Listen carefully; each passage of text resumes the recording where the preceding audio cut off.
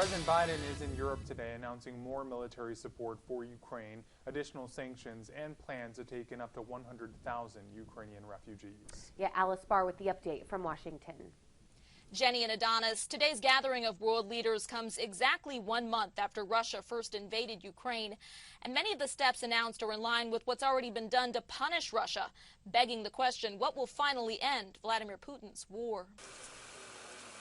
President Biden in Brussels for an emergency NATO summit, rallying allies to ramp up their response to Russia's brutal invasion of Ukraine. NATO has never been more united than it is today.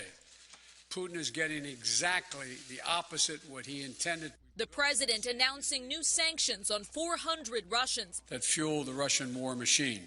The Biden administration also planning to let as many as 100,000 Ukrainian refugees into the U.S. and pledging an additional $1 billion in humanitarian aid. To be engaged and do all we can to ease the suffering and pain. NATO leaders promising to double their military presence in member nations near Ukraine and send more defense equipment to Ukrainian forces amid concerns that a frustrated Russian President Vladimir Putin could turn to chemical weapons. Chemical weapons would totally change the nature of the conflict.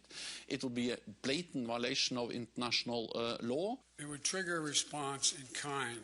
Addressing the summit by video, Ukrainian President Volodymyr Zelensky saying just today Russia used phosphorus bombs, killing civilians, though the U.S. has not confirmed that. Zelensky telling the NATO alliance if it stands for peace, it must do more to save innocent lives. President Biden also meeting with G7 allies and the European Council, hoping a global show of force will finally push Putin to halt his rampage across Ukraine.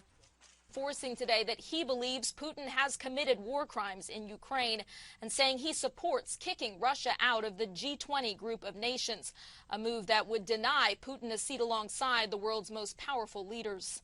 In Washington, Alice Barr, News 11. Jenny and Adonis, back to you.